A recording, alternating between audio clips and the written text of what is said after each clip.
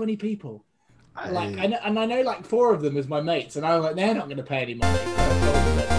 They're like, oh, are you getting it? I was like, no, okay, we're not going to put any money in. I was like, fine. It's yeah. So he was like, oh, because we've got this like monetary following, we're going to keep on going. I was like, oh, no. I think it's cool. Yeah, I mean, as long as you're having fun.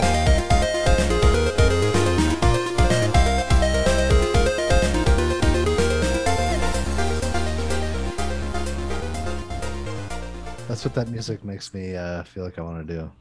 Yeah. just want boogie. And we are live. Hello and welcome to Pixel Pints. I caught it this time. I didn't have that long pause waiting for McWomble to come in because McWomble's not here. So I'm your host today. So I'm Mitch. I'm your host for Pixel Pints. This is the only global gaming podcast in the world where we talk about 2 wonderful things, and that is beer and video games. If you want to follow us, we are at Pixel_Pints on Twitter. Yes. And then it's Pickle Pints. Pickle Pints. That's our other show. It's Pixel Pints Pod on Instagram. If you want to check out some cool pictures of beer over on that end of the spectrum. And then our Twitter does, it's weird. Our Twitter does the video games, and then our Instagram does the beer. It's like a marriage of the two. Yeah, it's a good way to do it too. Perfect. So I'm joined around the world from these wonderful people. We have Evan Piotrowski from the great land of Japan. How are you, my friend? I'm doing well. I had to work this entire weekend, Saturday and Sunday, but I'm able to take off Monday or Tuesday. So all I'm doing is basically moving my weekend forward. And yeah, Sunday, what time is it? This is all really important information, by the way. 5:21 p.m. And yeah, the sun is slowly setting in the window. Now, for the record, is it daylight savings time over by you? No, behind me. So yeah, ready to talk about some Mutant. No, they do not do daylight savings. Okay. Did I freeze? You did freeze. Yeah, a little bit, yeah. Okay, all right. But that's okay. Was I pointing at the camera? No, you were just paused. Okay. But it's okay. No worries. And I'm joined by a fellow, this time not Japan dweller, it's fellow West Coasterner, and that is Mr. West Coasterner. Mr. That might be how you Burkoff. say it. How are you? I'm doing good. It is currently 8C. No.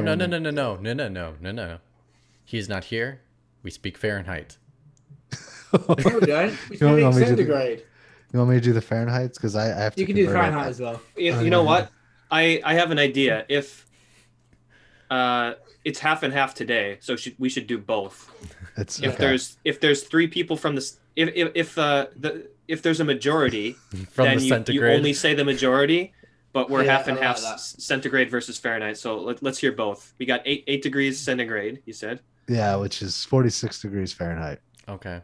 Which I do have to say, I swear, it's gonna be a thing where I just say like Burkoff, put the money in the pickle jar for every time you tell us what the weather's like on your intro. Yeah. I don't know. I started with it months and months ago. It's like your and swear jar, but it's your weather jar. Yeah, it was like, oh, this is an easy one to go right into and talk Yeah. about, right? So, but When it yeah, starts I'm doing, heating up, we're gonna hear a lot about the weather. That's for sure. yeah, but I'm doing all right. Like Evan and I worked today, so I was in for about half the day and got off. Thankfully, I have tomorrow off though, which or later on today, Sunday. Well, 3 of the 4 of us worked today because I worked too. So, Yeah. What is this weekend? and bullshit? joining us from across the pond, as we like to say it, is Mr. Daniel with the little munchkin.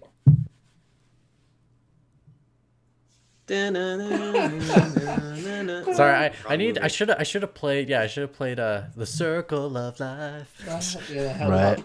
No, yeah, good. I'm good. It's been an interesting week for the UK. I'm sure you've all seen the ridiculousnesses that have been portrayed on Oh, both yes. sides of the argument. Oh yes. Yeah. But I won't go any Nothing's further into better that than 'cause we're not gossiping about the royal family when you don't Yeah, live with it's the a royal little bit family. ridiculous, but there we go. I think personally, once the Queen, God bless her, is no longer with us, we should probably move away from them as an institution. I know that would probably be not a very popular view, but I think that seems like the most sensible option in my opinion. But yeah, I'm well. Just back at work, first week back after online learning.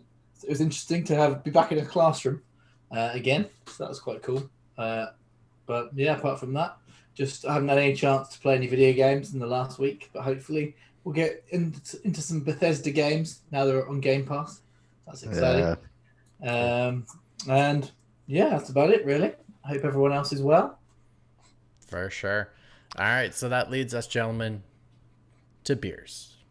Does anybody have any beers? Yes. Do you have any interesting drinks, Mitch? Nothing today. Not today. No. Okay. It's too late. I worked. Not for Matt. It's not. I mean, technically, I did have a Red Bull earlier, so I could stay up. You got the cocoa edition. This one is coconut edition. Yeah, coconut edition. So it's a coconut Red Bull. Coconut berry. I've never seen that. They have many different kinds of Red Bull. Because I can't stand the regular kind of Red Bull. But I can do like coconut berry. They have like Arctic berry blast. They have that one that tastes like a kitty cocktail, but Red Bull. It's like a cherry version. It's super good. Huh. But yeah, Evan, it's all good. Your Red Bull in Japan, is it in a small gold can? Or is it in a long, thin blue and like silver can? I believe it's the regular can. The checkerboard blue and silver. That's very interesting because that's the Western Red Bull, whereas the gold can is the Thai Red Bull where it originally came from. So a lot of Asian countries, they sell you the Thai Red Bull, which is like more strong and crazy. I've heard the Thai Red Bull is like the real deal. They were talking about it on the Giant Bombcast. Like I need to get me some import Thai Red Bull. That's the shit. That's the stuff that really works. So is it true that it has bull piss in it? No, it was. I think the room. There's lots of rumors, but one of the rumors was it had snake venom in it, which got you drunk quicker. Which the rumors, Red Bull rumors. The rumors, the Red Bull rumors. Who knows? All I know is it's crazy. You don't need as much, and it's just as potent. So I'm hoping this shows up on the stream. I've got nice. Looks great. I've had that. Yeah, Firestone Walker Nitro. My camera's backwards, but anyway, so you're actually supposed to do this with the can before you pour it. And I was really amazed at how well this actually turns out. It looks cool when you pour it. Yeah, so whoa. That's cool. It's like this cascading fountain outside of a business. Which is exactly the way that Guinness looks when you pour it. It's like falling sand on like that's timer. If you pour Guinness properly from a pump, if a proper old pool pump, it looks like that, and that's where you have to leave it. So you pour half of it, then you leave it, and then you finish it off. Right. It's like or like 3/4 of it, then you finish and put the top on at the end. So I'm actually drinking this Nitro Merlin milk stout out of a Guinness glass.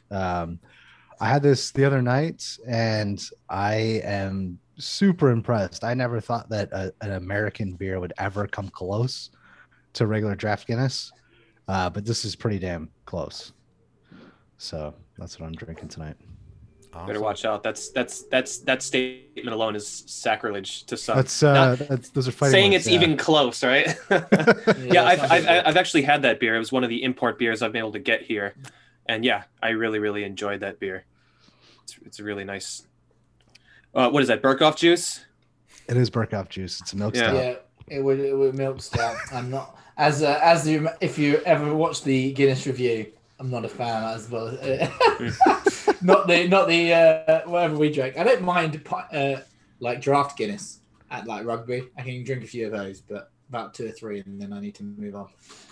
Yeah, that's me with stouts in general. I'll take 1 or 2, but I need to switch up styles after that. I can't just drink stouts for the entire I have night. a friend who I go to rugby with, and he will sit from like 9 a.m. when we start drinking through to like 5 p.m. He'll just drink Guinness all day long.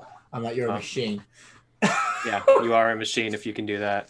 All right, so in Japan, everything is on the year basically starts in April at the start of spring, and that's Q1 for businesses. That all ends in March, and so does the school year. My school year is wrapping up this week, and then we start back again in April. As it should, because my birthday is April. Therefore, everything must revolve around my birthday. Fair enough. And so it all makes sense. Like, okay, start of spring, flowers blooming. The cycle starts once again after the long cold winter, so to speak. So cherry blossom viewing is a very popular thing in Japan. So around this time, all the major beer companies, you got your Asahi and Kirin and everyone, they do the gimmick of like slapping cherry blossoms and making their cans pink. Exact same recipe, but they love putting new stickers on their beers to try to, I don't even know, like they don't really change anything up. It's just like, hey, look at this new can, and people buy them. And collector's items, I guess, but they never change up the design of the cans. It's always the same can. I don't have one of the big four beers, but this is I think this is a really ugly ass label, to be honest with you. But well, let us be the judge of that. Nagahama Roman Brewery, which is on Lake Biwa. In Nagahama City. It's the biggest lake in Japan. It's located inside of Shiga Prefecture. I've been there several times. They brew some good beers. I introduced one beer on the show that I was really, really impressed by. I'm pretty sure it was a pale ale. But anyways, come on. It's just very It looks like nothing Valentine's really about Day it. more than anything. It's supposed to be for the cherry blossom season thing. Yeah, they're doing the same thing as all the big four do to. That's cool. Once they put out a spring beer. That's a cool bottle. I don't know. I like the bottle design, the label design. Yeah, so, honestly, the label looks like Valentine's Day. That's what it reminds me of. It kind of does. It does. Yeah. So this is confusing to me. In Japanese, it says Nagahama ale, and in English, it's kind of a they're making a pun, I think. This is though. Pun, I guess, on the word if it's going to be written as ale. So basically, it's ale, and okay. In English you'd say yell ale. I have no idea what that means or what it's referring to. It has nothing to do with what is going on in this bottle, and I don't even know what kind of ale it is. It just says ale. It doesn't say any other style on Yell here. ale, weird. So I'm guessing, let's just call this the Yell style. So this is a Yell style beer. 330 ml bottle here, 5%. Let me try to agitate this a bit. I did do an Evan pour, but it's already gone. So enough carbonation to release into the air. It's actually quite, look at that. Wow. Like you can't really see that is through pretty, it. Yeah. It's like it's a nice deep golden amber. Very, very sweet on the nose. Not a lot of hops. Definitely more on the malty side with the sweetness. A bit of a caramel in there, and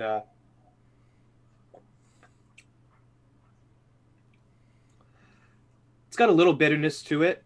Definitely more of like a brown ale, kind of. You get that kind of malty caramel sweetness to it. Not a lot.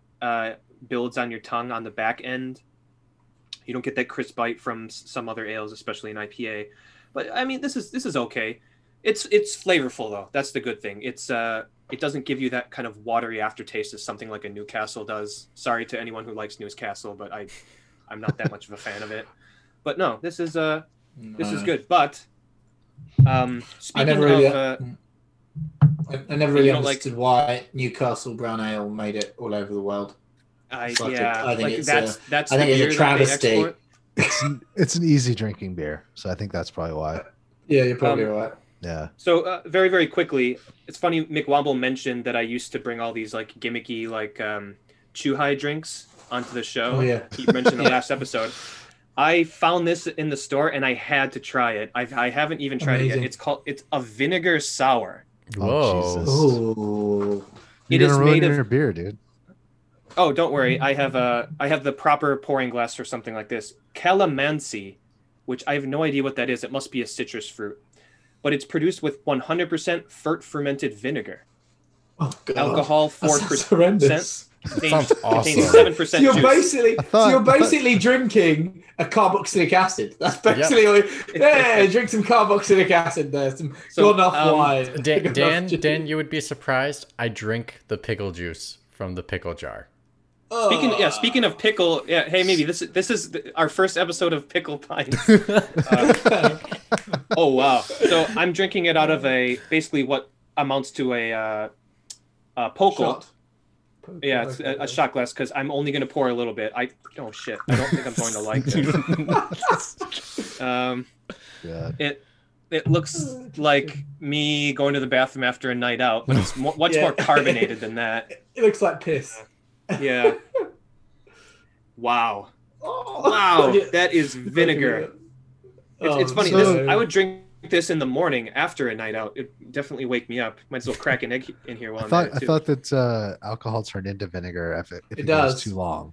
It does. So basically, it's gone off alcohol. They fermented the alcohol. They basically made the alcohol go off. So they've made whatever fruit alcohol drink, right? And they've left it to basically be oxidized into vinegar, and then putting it in a bloody bottle or a can or whatever. That is, what, weird. But it's basically I like it. A lot of those kind of chew highs, which is essentially like vodka mixed with some sort of fruit juice. Yeah. Or they do a lot of sours. So it'll be like a fruit sour or something. This might be, because it's made with 100% fruit fermented vinegar, this actually has like a legitimate sour kick that tastes like it's actual fruit more so than it tasting completely fake. It would be the acid. Yeah. It's I mean, I would not drink much more than this, but it does have. I think that would do havoc to your stomach acid. That'd be horrible. Oh, man. I feel like you'd be in stitches if you drank more than a few of those. Jesus Christ. Yeah, that is that leaves. There's just. Leaves like a. Apart from Mitch, who just likes to drain the pickle jar. Well, actually, technically, so I liked pickles. I liked pickles, and I liked drinking the pickle jar before that. But I actually learned that it's actually really helpful to prevent cramps. So that was something. That was something my ultimate frisbee coach told me in high school. He was like, I ended up getting a really bad cramp in my my calf after our match, and. He was like, "Oh yeah, do you like pickles?" And I was like, "Yeah, I love pickles." He's like, "Just drink some pickle juice before you play, and the vinegar helps the muscle." I admit, after I finish the final pickle from a pickle jar, I will take a few sips of that delicious vinegar. Who are you people? That's great, man. Especially dill. Dill pickles are the best pickles. I will say that I have a fried chicken recipe that is pickle juice and buttermilk is what you marinate. That sounds so good. Okay. That I'm more could get more on board with, because at least you're cooking the bloody buttermilk with, like, you're not just drinking it just straight out of the jar. Yeah, Jesus. Right. Tastes great. What are you talking about? All right, I am. That is as much as I'm going to have of that. Yeah, I have a very sour, vinegary taste in my mouth. But yeah, okay. I'm glad I tried it, but I'm gonna take a swig of water and finish this. What you need is some coffee granules. Have you got any coffee granules, Evan? Sniff some coffee granules. That will clean your palate. Yeah. That'll make the beer more enjoyable. Thinking about this now, fellas, I should have pitched this to McWomble, which is, why are we not doing our beers of the year when we do our game of the year? Oh yeah, we totally missed out. We should have done that. Well, I think we were going to do that if the beers had actually shipped and actually got there. We probably would have had a large quantity of episodes to then be able to do our beer of the year of what we'd surveyed, but I was just just beer of the year in general, like our personal beer of the year. That's quite a good idea. You drink of the year, because then it doesn't depict on all of us having the same beer. Yeah, that's a good idea. You know what we could do? We could do it in June.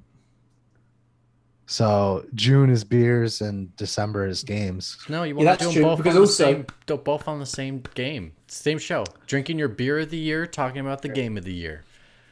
All I could think is if we did it in June, we've all drank beers for a year since we launched, so that would actually round up that. So that's why. But yeah, I'll pitch it later. Yeah, pitch to Mitch. Oh wow. Well, Keith drank shitloads of different beers, so I'm sure he's definitely got one. Hey, I have an idea. Speaking of, we're pitching things now, so I'm kind of I'm munching on this coffee bean here. We should do show that revolves around coffee and beer. We could call it like the Coffee and Beer Podcast. What do you guys think? I feel like I've watched something like that before, but it fell off the wayside. Like someone forgot to make an episode. Much like the cherry blossom, it's ephemeral. It bursts into color, and it just simply can't last. I was gonna say, when was the last time you did an episode of that, Evan? I was like, we made like a 14 episode run. So it's half the season. Are you still in contact with I can't think who's lost his name now. Vin. Oh, Vin. Yeah. On Twitter, yeah. Just I think we both got busy, and that was partly what happened. I wouldn't mind doing something in the future, but yeah. Anyways, pickles, coffee. That should have cleansed your palate, Evan. So now you can enjoy your beer without. Yeah, it actually has helped. Yeah. I've never tried this before. I was gonna say, Evan, nostalgia is the new thing. Bringing things back from the dead is hot nowadays. So you know, there you go. That's a good transition. Interlude. Speaking of bringing things from the dead, I'm gonna let Burkoff do this one because Burkoff really, how many more reallys can I add? Really wanted to talk about this topic, so we'll just let him lead this. So we got the Teenage Mutant Ninja Turtles Shredder's Revenge trailer announcement out of nowhere. Out of nowhere. .mu was like, hey, we did Streets of Rage. Yeah. Boom. Here's this new turtle game that we've been working on. So it got me thinking, and I was thinking about new games made in the retro style, retro games that get ported to modern hardware, and then remakes of retro titles that are done, or remasters of those retro titles, specifically stuff pre-HD era. And just wanted to know, what did you guys think, what are of those three categories? Like, what are some games that you particularly like, or what are the aspects of those games that you think are good, and what games should do moving forward in terms of that kind of stuff? I guess probably start the ball. I was actually interested when you mentioned the Master Chief Collection. So I attempted to play that, and I was playing Halo 1. Right. And I ended up switching constantly because so if people don't know, the Master Chief Collection, Halo 1, you can transition. I don't know if you can do it with the other games. I'm not 100% sure. Halo 1 and 2, I believe you can do it. I don't know if 3, I guess, was 360, right? Yeah, so I think it's modernized enough. So Halo 1 and 2, you can literally, with a hit of a button, transition from the original graphics from the original game or updated graphics, which updated means basically made from the ground up all over again. Redone visuals. The weird part was I was like, some of these things were so extremely drastically different in regards to, like, a doorway is completely different from one version to the next. Or the lighting, or the lighting. There's a bunch of stuff that changes. Yeah, there's so much that they changed on it that I was like, I couldn't play the original because I felt as if I was not really playing the game that they made, and the game they made was this upgraded version. Right. And also, while that is, like, there's some games that, like, do a really good job of, like, taking a game and that's an old franchise and modernizing it, especially when they bring it up, whether that's improved controls, different type of menu system, different type of combat system. Like Streets of Rage 4 is very much a modernized version of the beat 'em up, and it's done really well, and that's why it's gotten a lot of praise. Where here with the Halo, it was just a visual, so the controls still felt really not as clean. Well, it felt like the old game. Yeah, it feels like you're playing the original. And then when you switch back to the old graphics, you're like, holy shit, I'm playing the old game. I was kind of curious to hear what your thoughts were, because I know you really like the Resident Evil 2 and 3 remakes. But they drastically changed how those games play. Like, there's no tank controls or anything like that with those.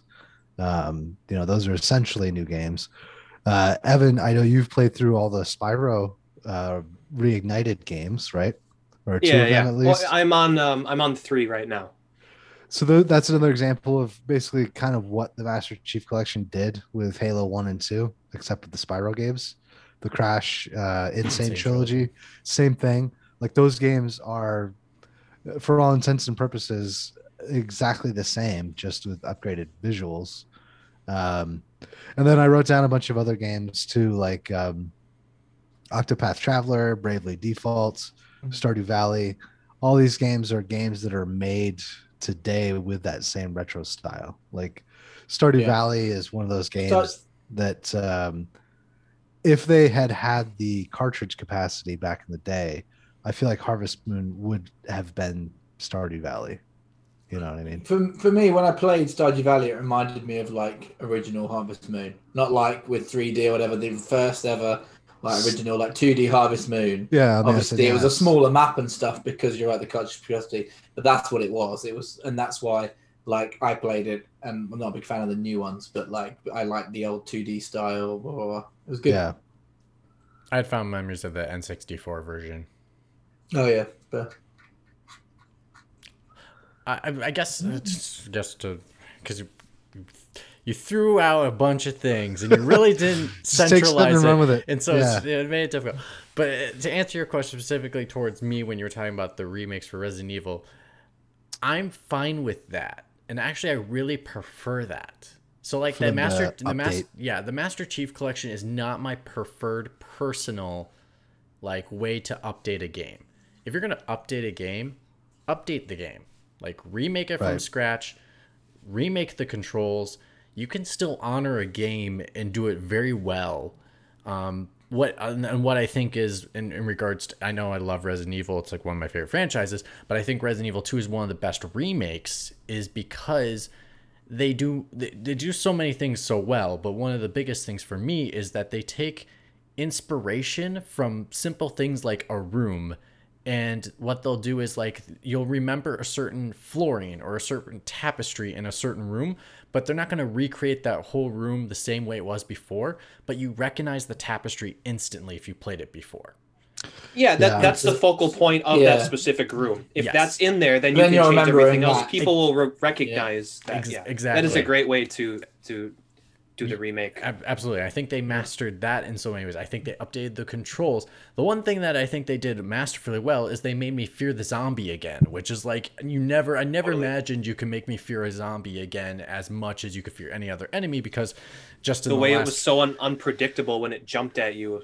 Yeah. You'd start missing the closer it got, like the worse your aim would get. You get flustered. Oh, for sure. And like 2 zombies in a room were scary, and Resident Evil before that got so far away from that where it turned more of an action game. And I love that they went back to basics and like, no, even one zombie is going to scare you, because if it gets close enough and you miss enough times, it might take a bite out of your neck. I appreciated how they did that, and you can tell the detail that went into that, because they could only put so many zombies in a room because they put so much into a zombie that you can't have as many zombies on screen, which to their credit made it more effective. Right. So I think if you're going to modernize something, modernize it, because there are so many ways you can already experience these older games with remasters. Remasters or collections. There's so many ways you can play all these games. There's no reason not to modernize a game if you're just going to start remaking it and updating it. Okay. Can I make it just a point? This is slightly on topic. Did you just call him Liam? I think you did. No, I said can I? So can I make a point? What was I going to say? Play the tape back. Me off. Did he say roll the tape? Hold on. Where's that sound? Do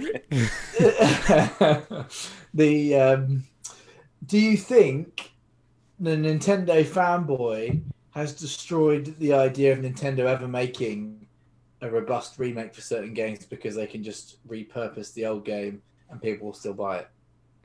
Well, so I wanted to get into Nintendo a bit.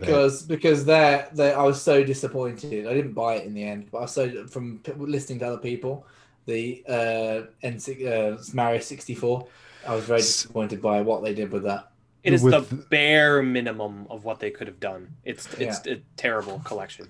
So Nintendo, I think, is interesting, and they sort of stand alone in that regard because tell me when that's not normal for them. Yeah, right. They're always fucking in their own world. But but like with the new Super Mario Brothers series, that's effectively a new game made in the retro style of Mario. They've tweaked the controls here and there, but it still feels like an old school 2D Mario game. And they're still making like the 3D stuff, which is the newer games with like newer controls and continually improving on that. So I think Nintendo is kind of on their own because they're still making new games that are like their old stuff. And then they're repurposing a lot of the assets in interesting ways, like with Mario Maker, where here's everything that you need to build a Mario level, and you can do it in any style. You can do it in the original Super Mario Brothers style, or like Super Mario Brothers 3 or Super Mario World or whatever. And they're just like leaving it up to the player to sort of craft their own stuff. I get that, but I don't understand how that applies to what we're talking about, though, with your Nintendo example, because what we're explaining is they're taking they're remaking a game and modernizing the game itself. You're just talking about the genre and what they did with older games, but revamped it. But they weren't modernizing, like, say they weren't modernizing Super Mario Bros. 2. Like new Super Mario Bros. Is an entirely different game. It is. I think what Matt's also harping is on that side of things, but also when he mentioned Stardew Valley and saying that there is there is games today being made in the retro style, and I think what Matt was meaning by Super Mario Brothers is it still feels like a retro game just with upgraded graphics. Oh, okay. I think what I was talking about Nintendo was more what Mitch was saying was when they have gone to remake a game. Apart from, I did enjoy the Zelda one. I was going to say that is the closest example of actually remaking a game with brand new assets. Link's Awakening. I really enjoyed that. Which I played and I really liked. Yeah, I really enjoyed it, but I'm just disappointed. Where I'd rather them not say it's Mario's anniversary. Now we're just going to chuck 3 games that we found in the closet on a disc or a cartridge so you can just plug it in and play it like it was. Well, I still got my N64. I think I'd rather play Mario 64 on my N64 than pay $60 to buy that game again. But I think they are sporadic though with that. So they are readjusting Skyward Sword to not have motion controls. So they are on both sides of the spectrum. It just depends on which property it is. So I guess I wouldn't put them in that boat in regards to specifically the anniversary of Mario with all the games.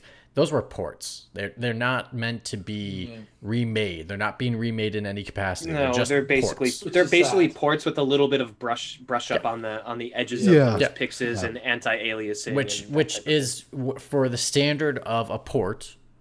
That is what the standard is for a port. Now, if they were remaking the game from scratch and this is what the game ended up being, I'd be pounding my fists and saying, "What kind of crap is this you're trying to sell me?"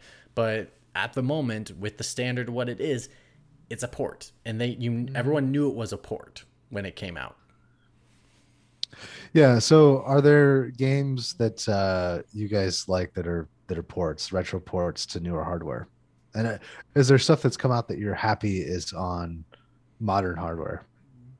So, like for instance, the Fire Emblem re-release, so the Famicom version, Shadow Dragon. You played that, yeah. That's great. I think because they actually did the English translation. That's something new, and they added just slight tweaks. Some being able to do checkpoints and things. So there's a minor quality of life improvements, but for effectively it is just an emulated ROM. Right. Do you think it depends on the genre of game and the style of that said game? Because obviously we said that Stardew Valley was like the old Harvest Moon, but obviously it looked and felt like those old games. Obviously, with it will be a bit of graphics and things in a bigger world, but actually it kind of made you reminisce back to then. Whereas the likes of, I will say, the Mario ones, I know they were ports, but obviously those 3D that 3D game. If you think of the 3D games they made now, that's the comparison you're making, and that's why you're disappointed. Whereas something like Fire Emblem, it kind of fits more in that retro model because of the way it plays. Yeah, I think so. And I wrote down in my notes here, Metroidvanias and JRPGs are like the two genres that come to mind that sort of fit into either if you're porting old stuff and you're bringing it to new hardware, it will still play and function and be good. And it's also a genre that sort of has basic tenets that a lot of people still do to this day. Totally. I mean, look at Super Mario World. When did that game come out? 92? 90 or 3? Those controls are still perfect. Like they don't need to change anything about those controls. And so I would disagree. Super Mario World? That game plays Super Mario World for the Super Nintendo. For the Super Nintendo. Plays, Super it plays Nintendo. beautifully. Oh, sorry. It might have even been. Sorry, I'm thinking of 64. Oh Sorry. god! Oh yeah, that could be tightened up a little bit, but those types of games do that camera. Yeah. Sorry. Go ahead. The camera's terrible. The 45 degree or whatever it was, 15 degree changes in the angle. That's something. The little cloud man. I did like the little cloud cameraman who used to swing around. Sorry, Evan. Sorry, Evan. Keep going. Keep going to your point. I'm sorry. Oh no, I was just saying if when Burkhoff had mentioned if there's two genres that translate a bit more timeless than others just because of the controls, it's got to be those two types of games and games that have been recreated by fans of those games in games like Hollow Knight or Blasphemous or insert JRPG here. Since whenever, it's just been timeless. It's been going on forever. And those are definitely two of the genres that you see pop up a lot. I would say like being remade in a sense. Right. So I would say one thing to just piggyback 2 seconds, and then I'll come back to where we were. The only thing I would say about making the comparison with like the Mario ports is the year they came out, that context does matter.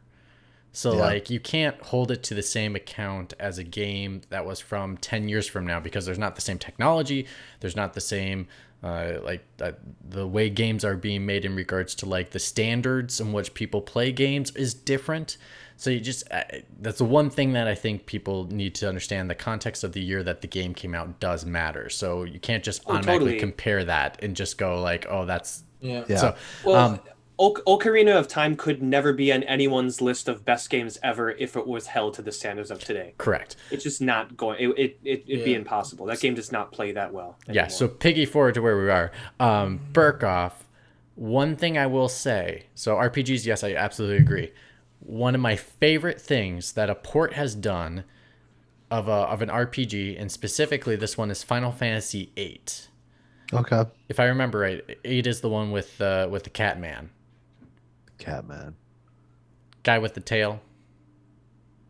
That's 9. It's 9. 9. Thank you. Zidane. Oh yeah. Sorry. 9. Sorry. 8 is the one with that's 9. with the school. That's with right. Viii. Never mind. It's one with the Viii. Sorry. And his side story that doesn't go anywhere. It like builds it up like for like slavery, and then it just like dies away. So with 9, what they did with 9 on the port for this is for PlayStation 4. Right. They allowed you to go speed up the clock. Yes. Yeah. Not only did they do that, they also allowed your character to do 9,999 hits, like hit damage on every single blow you did. So if you ever like felt stuck in those RPGs where you're like, I don't want to farm for hours. Right. I just want to experience the story. I want to experience the world. I want to experience, like, you can still do the cool side missions.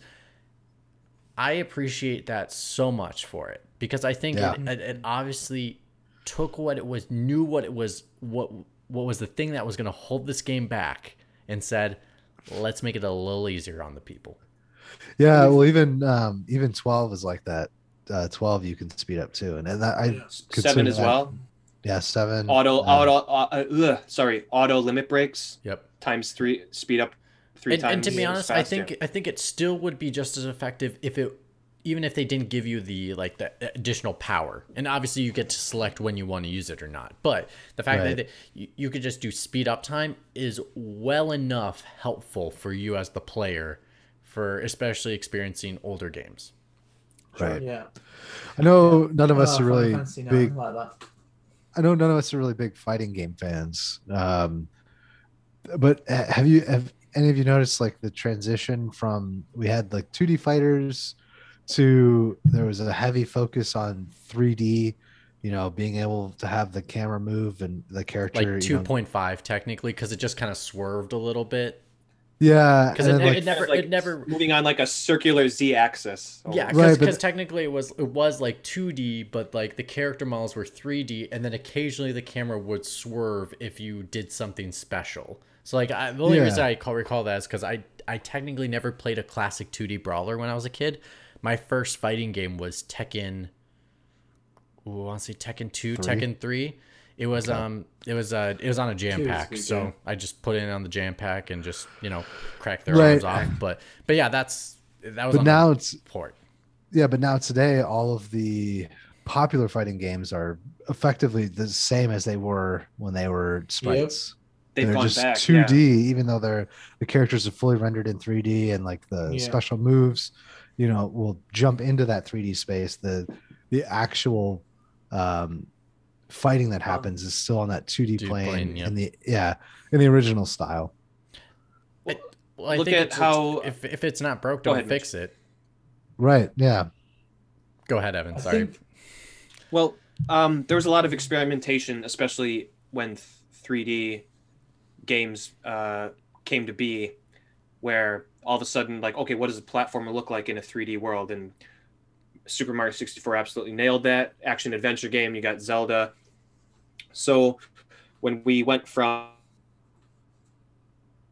2D fighting games or 2D beat 'em ups, like brawlers, right? Like TMNT, when it hit 3D, everyone's like, well, we got to go 3D. All of that pixel stuff is old. It's bullshit. This is the future type of thing. So then you had all these people trying to recreate, okay, Mario did the platform in 3D. Zelda did the action adventure in 3D. How can we turn a beat 'em up into 3D? And then you had all these 3D brawlers that were experimenting with it. And it's like, they weren't that great, but like you need someone to try to experiment in a new space. And like you said, Burkoff, like they tried that stuff and it sucked almost wholly. But then it's kind of spun off into like Devil May Cry and stuff. I would say, like, I was gonna say, Evan, it did transform to Devil May Cry, God of War, like which is great. You are right. But then you see it come back around, like Burkoff is saying, like it went into good directions with things like God of War and Devil May Cry, but in another branch, it's going back to now where they're just releasing Turtles in Time 2, basically, yeah. Right? Yeah. So yeah, it can go both ways, and both ways do work, right? But I do like how some of this stuff does come full circle. It's like now you see people wearing fashion from the 90s, but it's 2021. So okay, sure, let's do it. Yeah. Right? That game came out in 1989. Let's do that again. Girls wearing mom jeans. Apparently that's the thing now. It's been long enough. Let's isn't it weird though? I was just thinking about this conversation and Evan mentioning Zelda and Super Mario and Mario 64. And man, what the fuck have Nintendo been doing for 20 years? Like it does make you think, doesn't it? They were like the top of. That was the gold standard. Printing in like 1997. I know that. I know they've been making money. I know that, but I mean, like that was the gold standard. Now you could think like everyone jizzes over Breath of the Wild to be, oh my god, but in real terms, like it should have been more like a Horizon Zero Dawn, like other kind of that. It should have been like that, not what we got. It was bizarre. I just don't get it. Just don't get what their development teams have been doing for 22 years. I would argue against that, because if you look at Horizon Zero Dawn, which is an absolutely amazing game, it plays so much like any other like 3D game of its type. Whereas looking back at both of those games in 2017, Breath of the Wild feels more unique to me in how the physics work and how you can play with. I hear Erebus Jones somewhere saying that it's every PC game that came out in 1995 that no one's actually played. But apparently it's ripped off of all these games. I don't know. He hasn't sent me the list yet. But called out on the podcast. they're trying. Like, I don't know. Bowser's Fury is a game where like you're saying, Dan, where it's like, okay, every Mario game is kind of the same. Odyssey is kind of like Galaxy. They're just like tweaking little things like that. I would disagree with what they've done with 3D Mario. I'm just thinking Zelda, like thinking where Ocarina of Time was, and at that point, and like now let's zoom forward 20 years. And I know everyone was like, oh, it's amazing, it's open world Zelda game. I'm just sad that like every other, you're like, it was maybe did feel different, but necessarily that feeling different, maybe debatable whether that was a good or not. Here's the thing. I think what would have been better. What would have been better is if it was like Horizon, but better than that. That's what I was expecting Nintendo. That'd be the base, and then extend the pop of that. Whereas I don't know. Here's the thing. I think it was unfortunate, and this is what it runs into, is that Zelda has been the same way it has always been for many, many, many, many years. And for once, when it steps into something that is somewhat close to the modern age, that's where they're like, oh my god, it's so fresh, it's so new, it's so different, we never seen it like it before. But then when you compare it to something like Horizon Zero Dawn, where it's like, yes, Evan, I would agree with you. Horizon Zero Dawn on the surface level is a very generic RPG open world. I'm just saying mechanically it controls like every other third-person action game. But I think, but there are elements in it that are completely unique and different in regards to enemies, in regards to how they react in the environment, how they interact with you. Trapping, that's not very common in games. Like they've done some things with that game that is more on the higher echelon in regards to actually moving not only the genre forward but games forward. Whereas Breath of the Wild was more of like, thanks for stepping in the modern age. It's really nice for you to be here. And I think all I was saying, Evan, is I miss the Nintendo that was setting that gold standard of going, we've done this, now every other game follow what we've done. Right. Like, I'm sad that now Nintendo are playing catch up. When actually, if you think about when we grew up, it was like Nintendo. This is the new Nintendo game. But Dan, I think here's the thing, Dan, and I think ultimately it's because they have the limit of the hardware.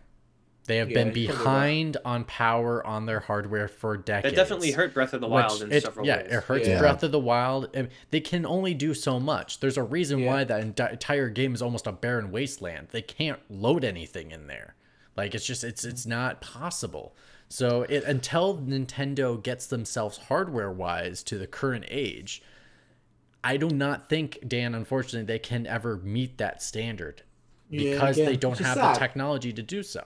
Which is sad because I love Nintendo. Tempering themselves. And, I was playing. I've got a lot of love for their properties, but it's sad that when I was a child growing up, that was the gold standard. Even to the point where now, like, I would probably get my son to play some of those games, but even old games like those, because they were so good.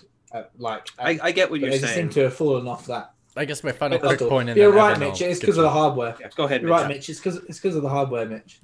Final really small thing is just the reason I bring this up is I constantly find myself, and I'm playing three. What is it called? What's the one that came out with Bowser's Fury? It's Super Mario Bros. 3D World. I'm playing that one right now, and I'm like, the game looks okay. But I'm like, what would this look like if it ran on like something like on a PS5 hardware? Like, how awesome could this be? And it baffles my mind to be like, I'm instantly seeing lost potential by playing this on my Switch. I would argue that. I don't think so. I don't think with the art design in those games is so strong that even if I see little jagged edges on the outside of characters and stuff, I mean overall, not just visually, but it's just visually seeing it and seeing it only in 720p instead of 1080. it just makes me think visually first, but then it made me think through all the other things too, of like hampers and limits in technology, level design, all that kind of stuff. Okay, I see what you're saying. It's not like just visual. It's like a domino effect. Exactly. Yeah. One thing led to the other, which led to all the other things. So that's where I'm like, that's where it made me think that route. And so that's why I've just always I always feel bad, because I just feel like they'll never be able to catch up if they can't. All right, quickly going back to the argument between Breath of the Wild and Horizon Zero Dawn, I'll meet you halfway and extend an olive branch in this regard. I think Breath of the Wild is a better game. I haven't felt that way about exploring a world and seeing new and magical things in a really long time. However, Horizon Zero Dawn has infinitely better combat. And if you want to refer to things that haven't changed, the combat in Breath of the Wild is exactly the same as Ocarina of Time. They haven't changed almost a goddamn thing. It's Z targeting and maybe a tap on the controls to go into like max pain time and start hammering. Yeah, the combat in the game, I think, is pretty bad. Weapon degradation is the worst thing that ever happened to that combat system. Yeah, I am in the boat there. I don't care that much about weapon degradation, but I do. I mean, I think I would uninspired combat. I would not mind as much about the weapon degradation if I could have the sword. The legendary sword, and I forgot the name of it off the top of my head. Master Sword. Master Sword. Thank you. If I had the Master Sword, that thing doesn't need to charge. That thing needs to be available 24/7, 7 days a week. You don't charge. You don't need to charge the effing Master Sword. What kind of hell is that shit? Like that should be the carrot on the end of the stick. Like, okay, everything fucking breaks. Apart from it doesn't break. The Master Sword. Yeah, and you deserve this because it took you 50 hours to get the fucking thing, or however long. And also, it's tricky. It's tricky to find too. So it's like, God, you kicked me in the balls. If you don't explore that part of the map, like you don't get it. You have to like find it with the flame. And honestly, to be truthfully honest, I had to cheat to find it because I didn't know how to find it. I literally stumbled into the no, I'm joking. It was, to be fair, I'll be brutally honest, Breath of the Wild is the first Zelda game I haven't completed because I couldn't get over the weapon breaking. Hated it. Hated the weapon. My weapon broke, breaking, I just picked up yeah, that was a game changer for me. That just ruined something new and use that. That ruined my gameplay. Rafa, if you're listening to the podcast right now, Evan, just in that moment when he just goes, please capture that and put that on Twitter, because that is just that's a hilarious GIF moment right there. No. It was just the way you expressed yourself with your inflection of your voice and your posturing. Don't do that, Rafa. Go ahead, do whatever you want. I definitely when I was playing it, I really enjoyed it, but I couldn't get over the weapons breaking.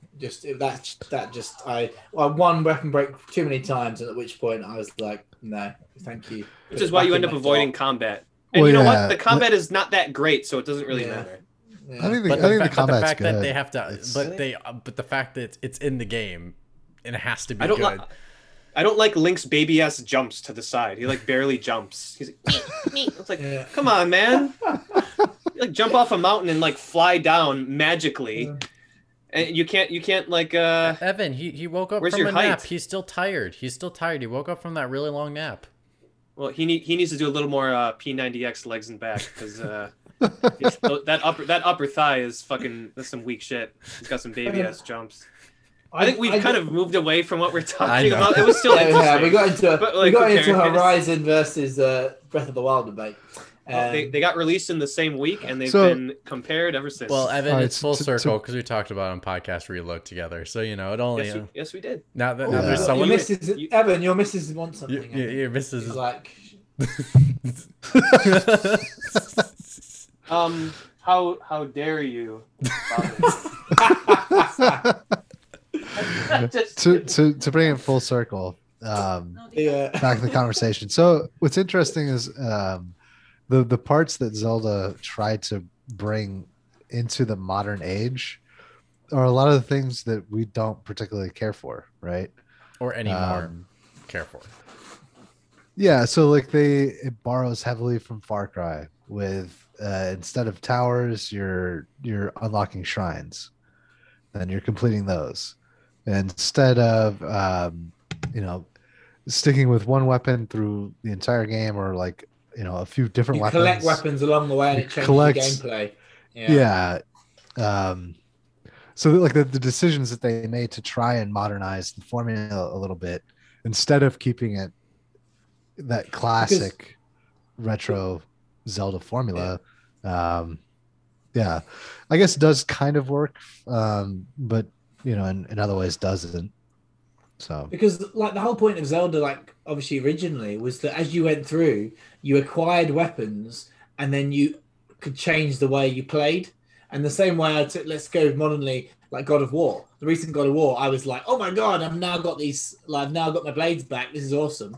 Like halfway through, it was like, oh, I can now change the way I want to play if I want to.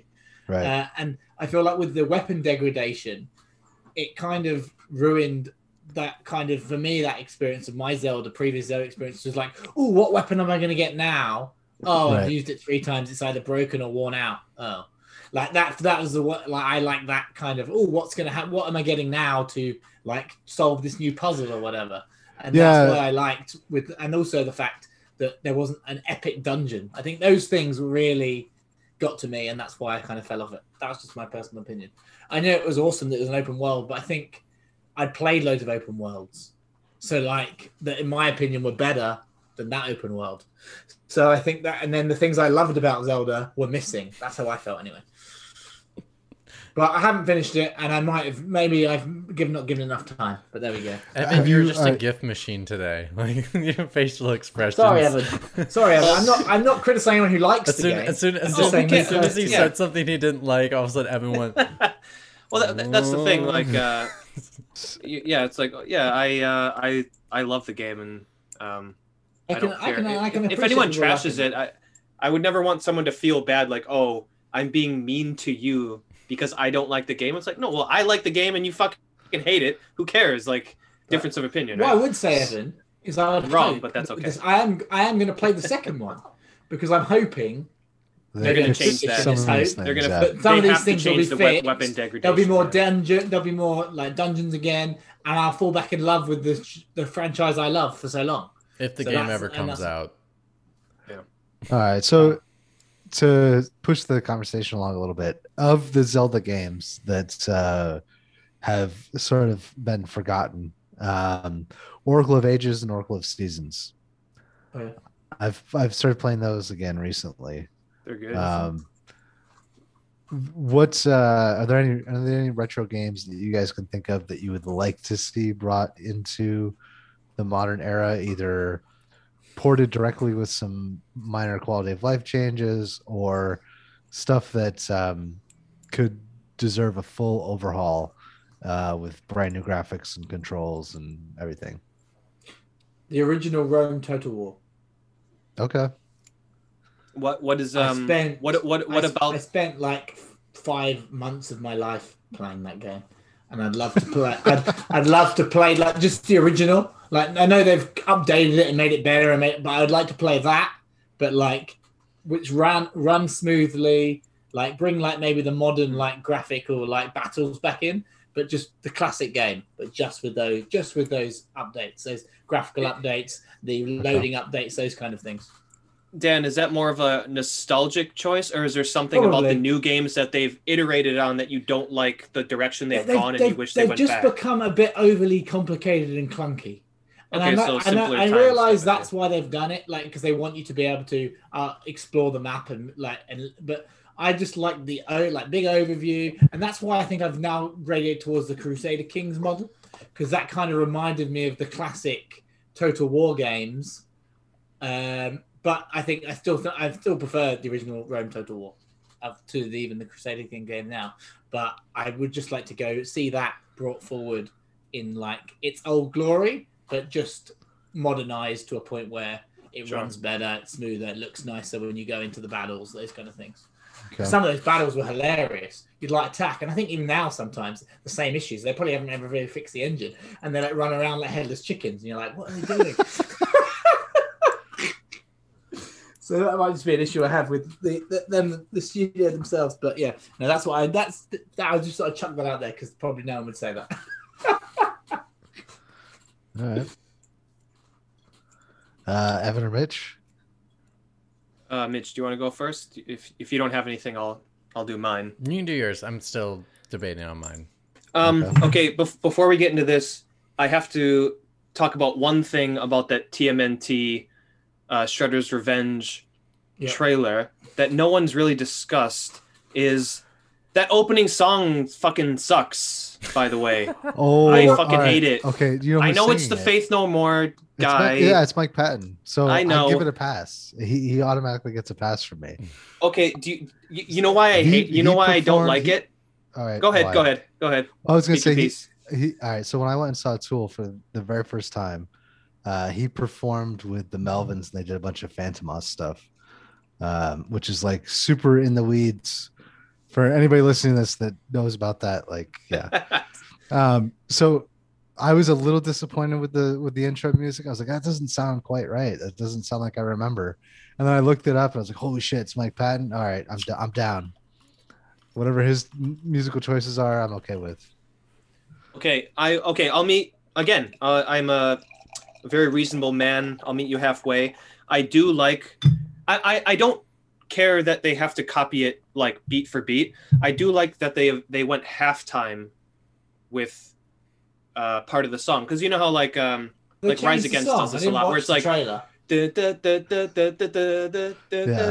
then it'd go dun dun dun dun dun dun dun dun dun dun dun dun. So he goes halftime to build into and make the part when they go full time to make it give it that punch. If they've changed the song, it's bullshit. That's my opinion. I haven't even listened to the trailer. I'm Team Evan. But here's the thing. It sounds pretty much the same, Dan. Two things that they did that I don't like. One is he goes, for example... His pronunciation on some of the shit is... There's heroes in a half shell and they're green. And then he goes, for example, Donatello does machines. Both times he says it, he doesn't change his voice. And there's something about... Like, he's a singer. He should know this. The first time it goes, for example... They're heroes in a half shell and they're green. Donatello does machines. He has to change it, but he goes at the end of every single line he sings.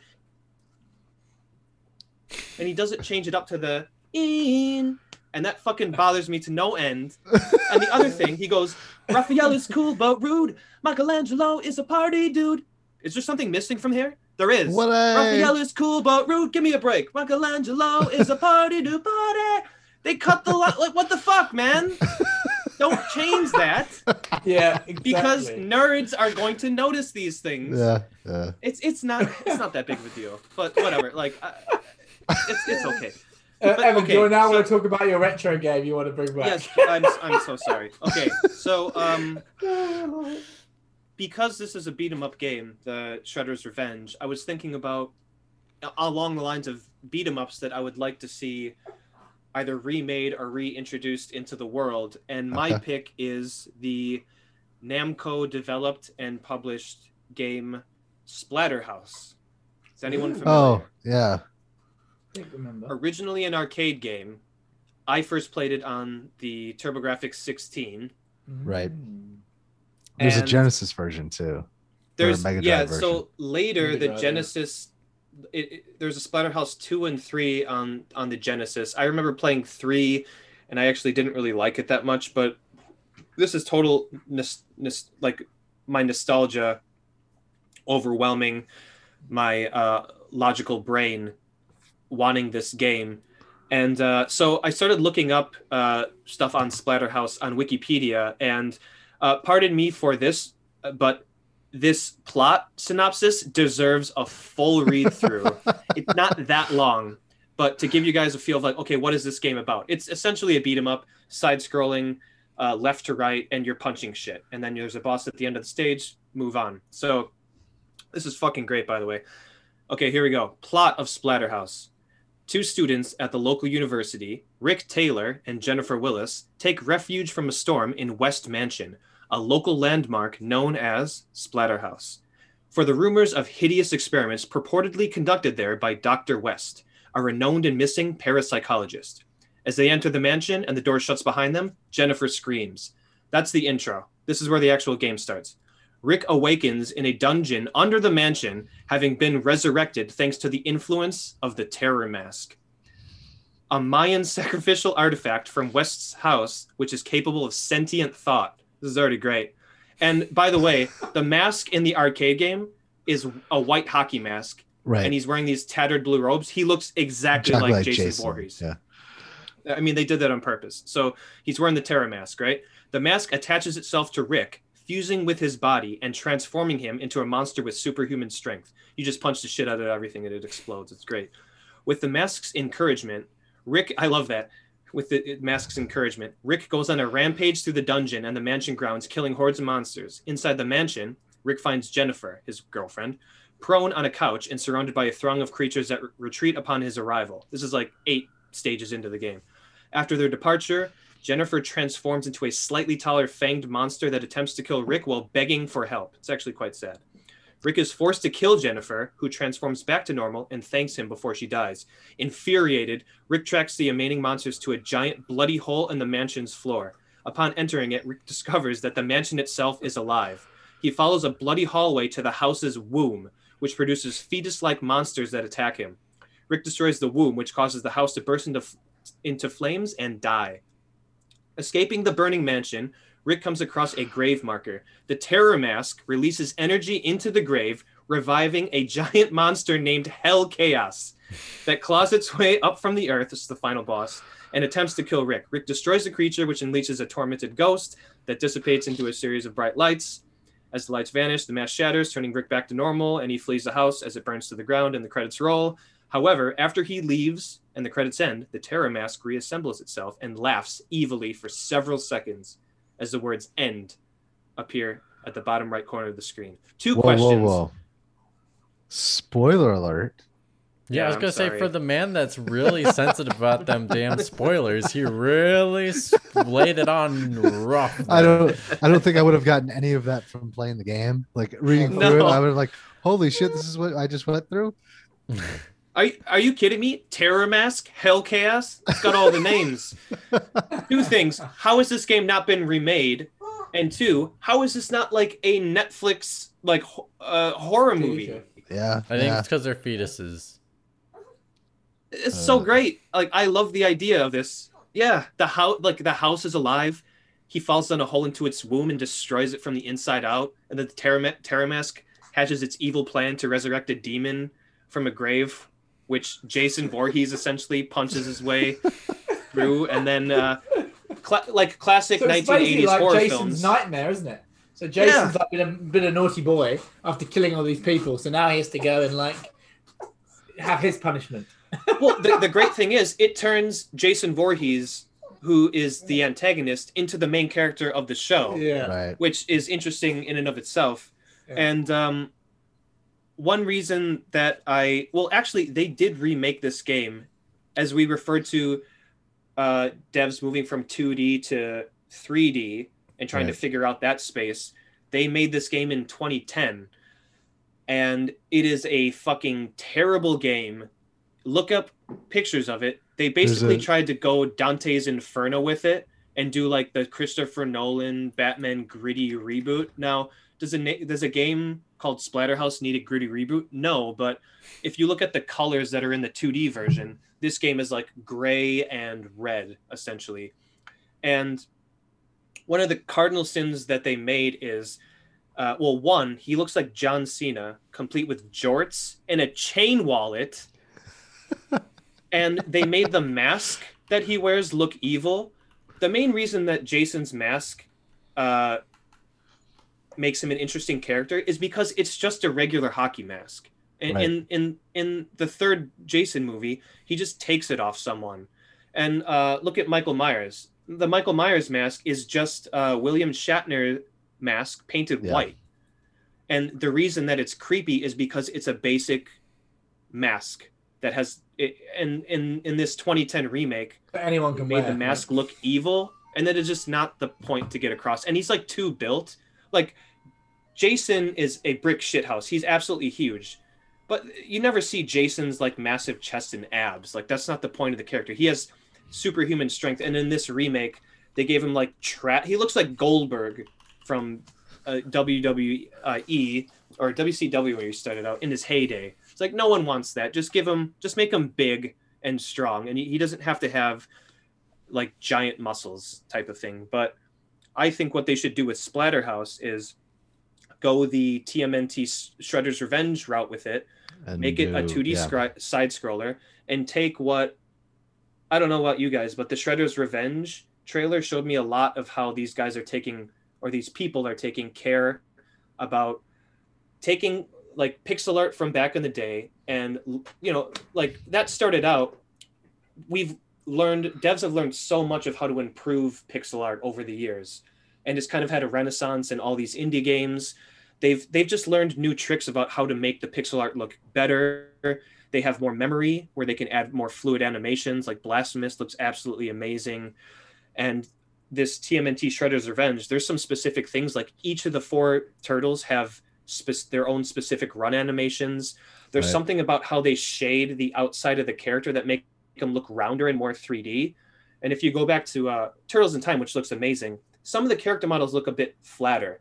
And that's not a criticism of that game. It was a game of its time, but we're in 2021 now, where pixel art has kind of had an evolution, and they've iterated on and how they can make better and fluid looking pixel art.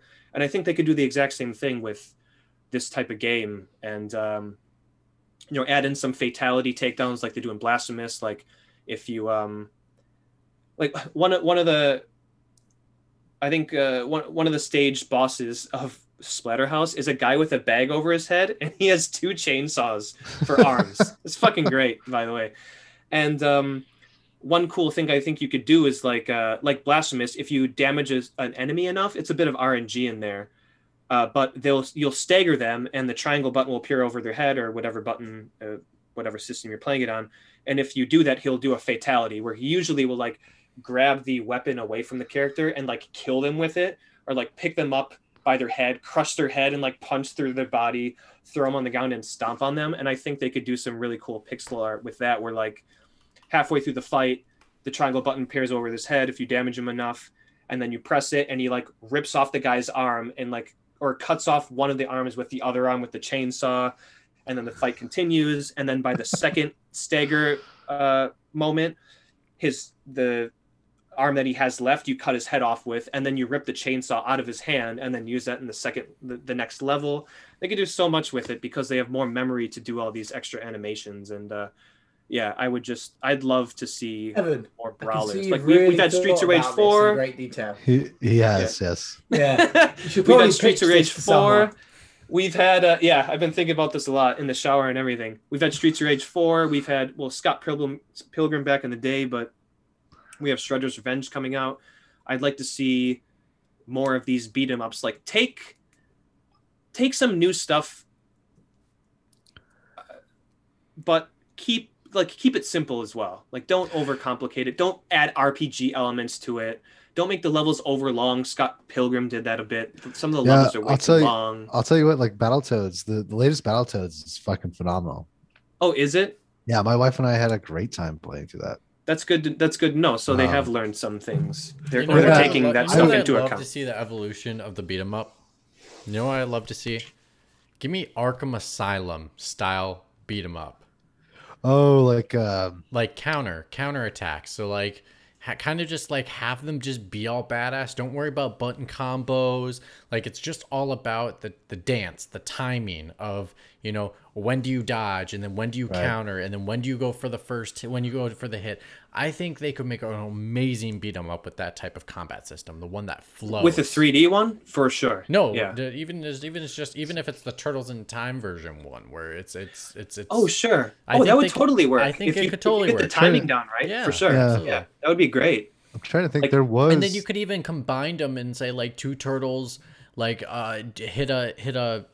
So like similar like Batman, where if there's like 2 guys coming in at the same time, or 3 guys at the same time, he does a special kind of move to counter them. It'd be awesome if there's 2 enemies like coming out the same 2 different turtles, and then they do like a combo, you know, combo counter. So whether that's like the turtles jump on and jump off each other, and then the two bad guys knock each other out or something like that. Like something cool. If like the enemies are in the right position on the screen, yep, exactly. and based on where you are, yep. you do like a double takedown. Oh yeah, like sold. Yeah, that would be great. I think that'd be a great beat 'em up combat system.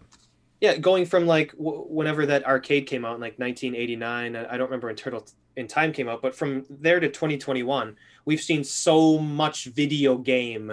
There's a lot of video game going on in between here. So take some elements of that stuff, see if you can put it into kind of like a 2.5D or a 2D side-scrolling space, like Arkham Asylum's kind of awesome parry mechanic. Yeah, and like it could totally work with those quick button presses. Yeah, and you can even and you still have their gadgets, you still have their weapons. So like Leonardo, like Michelangelo, you can have a button where Michelangelo throws his nunchucks still, and like to stun an enemy, or like there's so much combinations you can do with using the Batman system within a Turtles in Time game that I know they're not going that route. I know that they're going the classic beat 'em up, right? But if they went this route, I would be 10 times more excited about it, because to be honest, the beat 'em up genre I think is getting a little stale. Well, I was gonna say we have more buttons now too. Yep. Yeah. It used to be just the 3 or 4 buttons. Four face buttons or whatever, and that was like all. That was like all that you used. Now you have grapples, and I mean, there's things you can do more, but I'd love to see a fresh take on the beat 'em up, and I don't think there's a fresh take yet on the beat 'em up. Yeah. So I agree. I think I was still sold on Shredder's Revenge when I saw the foot soldier come at the screen. Oh God, yeah, and they knew it too. They finished the trailer with that. Yeah. Yeah, I was like, all right, I'm sold. I'm gonna buy it. I guess for me, I've never played a Turtles beat 'em up. What? It was like the coolest thing back in the day. So I think Mitch, I played. You have this beast of a PC. That's insane. I will show you. Dan comes in with the comment. Well, here, hold on. You have to play it. I think I have played a Turtles game. It may not have been like the classic Turtles in Time beat 'em up. I believe it was it was based off of the animated TV show at the time. And I think it was for like Nintendo. It was for a handheld of Nintendo of some kind. So whether that was like I wonder what that was. Game Boy Advance or something. Maybe I'll look it up but I'll talk about mine and I'll try to look it up at the same time. So I actually, depending on what you view as retro, I'll shoot one. So I have one. Let's do Mitch retro, because it'll be a different type of retro because you're younger. Yeah. So what you consider retro will be different for the rest of us. Well, okay. So mine is hold on, TMNT Game Boy Advance game. While Rich is thinking that, the other thing I was thinking about, and I don't know if it would make a good reason to bring it forward, but I was thinking about... It's just called... go ahead. Road Rash. Oh, yeah. Road Rash is awesome. I used to love so much Road Rash back in the day. That was on my list. Mega Drive. Mega Drive Road Rash was fucking awesome. It's great. There is a new one that's out, Dan. There? Was it any good though? Yeah, was it one of those like half-assed attempts to that was one of my dad's favorite games to play when I was a child was Road Rash. Yeah, it'd be awesome. But okay, there's been a lot of half-assed versions of like remaking a long lost. I'll tell you what, series. It's $7 on Steam right now. So if you're interested, Road Redemption, you can pick it up. Oh yeah, but was that any good though? I don't know. It's $7 on Steam. So but what's the reviews on Steam? I don't know. Very positive. I don't know. I'm gonna do some research before I pay $7 for it. Yeah, I paid. Well, Dan, it's also 65% off. So that's more. No, it's originally $20. Actually, this looks pretty good. I'm looking at the trailer right now. It's not bad. It's how it plays, though, isn't it? Yeah, that's how it plays. And also, I suppose I could use my Xbox controller on my PC. Whoa. Okay. Some of these takedowns are way more extreme. I don't want a keyboard and a mouse when I'm playing Road Rash. No, you use a controller. Right, you don't need to use your mouse. You control it, man. I could use my controller, I suppose. Now I've got... Yeah, that's true. Dan, be careful of $7 games, because I bought Titanfall 2 for $7, and it wasn't even worth that. That's for sure. Titanfall 2 you didn't like it? That's supposed to be really good. Well worth... Okay, so here you go. Here you go. This is the Turtles game I'm thinking of. It's for the Game Boy Advance. It's called Teenage Mutant Ninja Turtles. It came out in 2003 for the Game Boy Advance. And to its credit, Metacritic has it as a 71. Okay. So it was based on the Fox. Fox TV show. Correct. Yep. Based on the Fox TV show. Konami did this one. Okay, so. Oh yeah, that was like the revival of the series. Yes. So that's what I grew up watching as a kid. Was that show? There was I think there was a PS2, GameCube, Xbox 3D beat-up version. Yeah, which wasn't bad. But I think that one was based off of the animated movie that came out. That was just an animated. It was a. That one was a CG film. I know what the one you're talking about. Yeah, and that one was CG just was alright. That was just called TMNT. Right. So it's a different property, totally different. Oh, and actually, no, maybe they did come out with another one with just the. It's so many. There's so many. This is the one franchise that's had so many iterations of itself. It is just hard to keep track. What was your retro game you wanted to do on those? Because you kind of went off and I went off and started with Road Rash. And got distracted. So I thought we'd get back to your. So I'll do my style retro and then I'll do your style retro. I'll do mine really quick of my style retro because I think your style. Is that an insult? Yes. I can't tell. It was clearly an insult. Candid compliment. Shade. So my style retro is give me Crisis 2. Oh, dude, totally. I would actually play. I would totally play it. I love Dino Crisis 2. Dino Crisis is fine. What? The original is okay, but what I love about Dino you are great. You are a genius. Yeah. It's totally about Dino Crisis 2. Yeah. That's what that's. It's Dino Crisis 2 is the. And it's the clear superior game. It's a shame. Like, unfortunately, it's a shame because that game is so good. I love that combat system. It's incentivizing action. You got the points. Yep, it's got the points system. I think it does it really well. I think you guys could remake it, or you could literally remaster it and maybe make a bunch of more levels. Oh man, I'd be so happy if they did Dino Crisis 2 again. There are so many ways you could do this because I think the combat system just works really well with the incentive of killing the dinosaurs. I think it was the first time that was the first time in the PS1 area where it really incentivized action in that sense. With that style. It moved away from the Resident Evil slower with the camera angles and all that kind of stuff. Like, it was very traditional. Thinking about the actual being able to deliver a workable, awesome dinosaurs and stuff, you just look at Horizon, and they were mechanical dinosaurs, but they all did the movements and everything were very dino, like the way they charged at you and everything like that. So actually, there's a technology there now to have an awesome. For sure. Crisis 2, and make it I would still make it very simple though. I would still make the combat system extremely simple because you want to incentivize buying better weapons. Yeah. But okay, so going to the game that is your guys' retro, I go to the Sega Genesis and I go to Tiny Toon Adventures Acme All Stars. That was amazing. Tiny Toon Adventures was a good game. Tiny Toon Adventures Acme. Right, Mitch is 2 for 2 on these picks here. So this sports game, and I know people don't love sports games. Don't get me wrong. This is one of the most fun sports games you will ever play in your life. It makes every sport fun and interesting. There's special abilities. There is blocking, like the mechanics are very simplistic, yet somehow, because of the difficulty in this game, it is extremely competitive against the computers. It's just bonanza. I fucking love this game. I miss this game, and I really just want to play a port of it sometime. But unfortunately, guess who owns this property? EA. Konami? Yes, Konami owns this property. Done. This game is never coming. Although I would say the one thing that Konami has been doing is releasing old shit. They better release this old shit because this is one of the best games out there.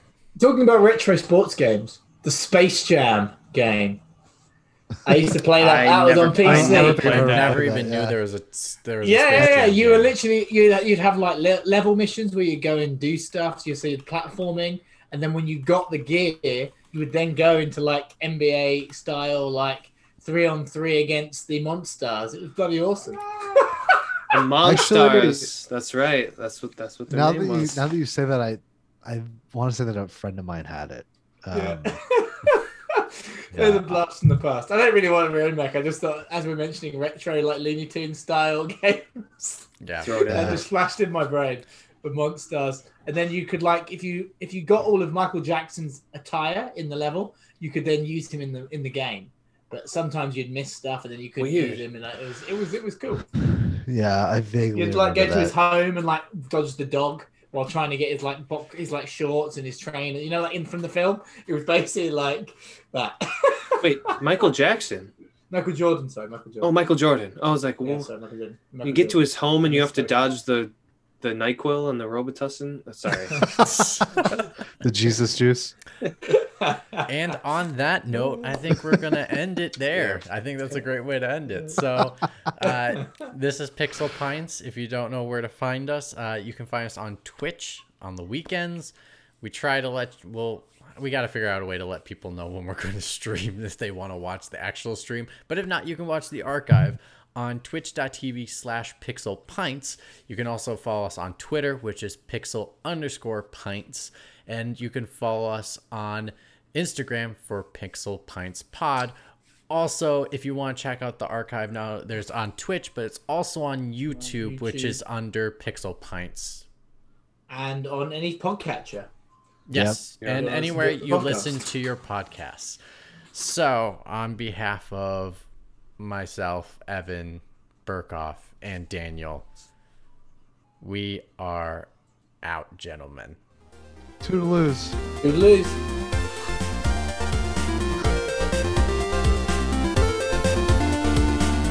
Check out a long play of Splatterhouse. It's great. I actually just downloaded Tiny Toon Adventure vs. Acme All-Stars. Love it. Yeah, thinking about it, I think the Space Jam was pretty wank, but I think I just remembered it when you talked about Looney Tunes games back in the day. It just like flashed into my brain.